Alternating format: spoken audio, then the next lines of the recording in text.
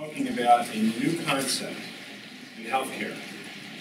We've heard the cost of healthcare is too expensive and is out of control. And what we're looking to do today is to start working on a concept that will actually improve care and reduce cost. I know that's hard to believe, but it is doable. It is very possible to get done. And what we're talking about here is primary care centric, where you go to a doctor that you used to when I was a young man and spend the time that's necessary to get and establish a relationship with the doctor where they get to know you and they manage your care. But I'm going to ask, start off with Mark Bloom, who's head of America's Agenda, to start discussing this. And I'll give examples where this does work. I would love to say that this is the first in the nation, but it's not.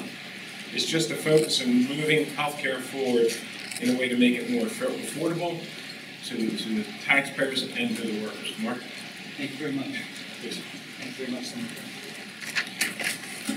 I'm pleased to be with you today. I'm Mark Bloom, Executive Director of America's Agenda, Healthcare for All, an organization whose mission as a not-for-profit organization is to bring together labor, bring together employers, bring together healthcare providers to find the common ground for meeting the objectives that Senator Sweeney outlined, to improve care quality, thereby reducing costs overall, and improving patient satisfaction and access.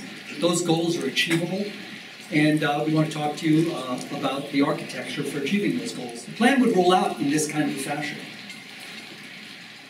Pilot plan programs, while there's 800,000 total potential lives covered by the two state health benefits plans, it's a 60,000 person pilot, a relatively small pilot, in 5 regions of the state.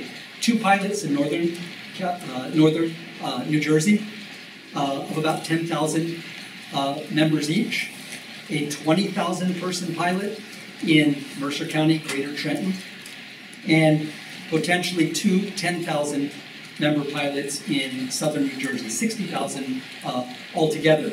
Participation in these pilots by public employees would be entirely voluntary. And providers to participate in this pilot will be invited to participate if they can meet the specifications. That is, if they can provide the kind of health care that the state employee benefits plans would be saying, we want to deliver because we know it's cost efficient, high quality. We would require that providers guarantee same-day, next-day access for patients with urgent care needs, that patients have 24/7 access by telephone, by text, by email to their personal physicians. We would require that practices have electronic medical records, as some minority of primary care practices do today in New Jersey, in order to participate in this program. And we would also be specifying that they identify high-value referral networks within the current PPO networks. Those specialists and hospitals that offer the top-tier quality care at competitive prices and are willing and able to coordinate with primary care doctors who, in a partnership with patients, essentially become the managers of the patient's overall care. The question arose, would physicians in New Jersey be willing to step up and provide this kind of care under those specifications? And so I'm very pleased to tell you today that the answer has been a resounding yes. In fact, we've been overwhelmed by the willingness of physician groups to actually step forward and provide care and compete for access to providing, or the ability to provide care to public employees. I'd like to introduce to you today 2 physicians groups. They're the highest performers in the 2 rankings we look at in New Jersey, who basically said enthusiastically, if this plan were in place, we would be applying and look forward to stepping up and providing care and generating savings to the state by so doing. The first group I want to bring to your attention is Optimus Healthcare Partners. About 10 years ago, I was ready to quit. Medicine was not fun anymore. The healthcare system had totally lost its focus. It wasn't patient-centered. I was running from room to room to see as many patients as I could each day because I was rewarded for volume. Then I go into a program where I was measured on how successful I was in performance in managing my patients. So let's embrace a patient-centered model of care. In this kind of model, what we've done now is we've been able to increase the access for our patients. ability to get appointments, timely for their needs, and to communicate with us 24/7. We've been able to use technologies like the electronic medical records, patient registries, in order to find the patients who need care. We don't wait for the patient to call us, we call them and make sure they've had their screenings and their immunizations, things that they need. And then if you need care from a specialist or a hospital, we use health information exchanges to securely communicate and coordinate all the needs for you. So we are now your advocate. We are working with you, for you, to deliver the type of care that we need. I really appreciate your willingness to have us participate in today's event. We are very excited by Senator Sweeney's proposal for the direct center health care for New Jersey public employees. And I brought some physicians with me today who are also equally excited by this program, because we have actually taken the theory of this, which is, for those of you who don't know, the national term that's being used, the triple aim.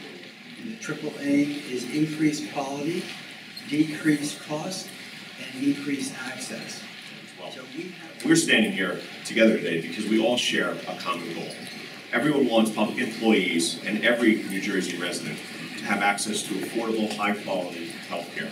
Those of us on the labor side refuse to allow our members to be burdened with higher and higher costs each year for lower quality benefits.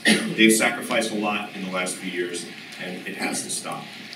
But we also know that employers, whether at the state level or the local level, cannot keep absorbing healthcare costs that rise faster than inflation. Over the long term, we know that's not sustainable either. For too long, as we've heard, negotiations over healthcare boil down to who would pay for what. Would employers pay higher premiums every year? Would employees pay more, even as the level of coverage decreased? For every winner in that system, there had to be a loser. And sometimes, everyone lost. So I'm pleased that we're moving forward on a third option, an option that promises to control costs for employees and employers while improving the quality of healthcare that our members will receive. If we make this work, everyone wins, and I'm confident that we can do it. I think what's important for the people that are listening to this to understand is that this isn't a vision or a concept. This is a model that has been developed. People like Dr. Tedeschi, and through his leadership, Mr. Bloom and others, have been developing this and evolving this for years. And it is a product that is going out to the market in segments, but now through the leadership of people like Senate President Sweeney, the labor leaders that are here today, to do this on a mass scale that can bring attention to people that are trying to figure out how to utilize healthcare as they're being reintroduced to it for the very first time.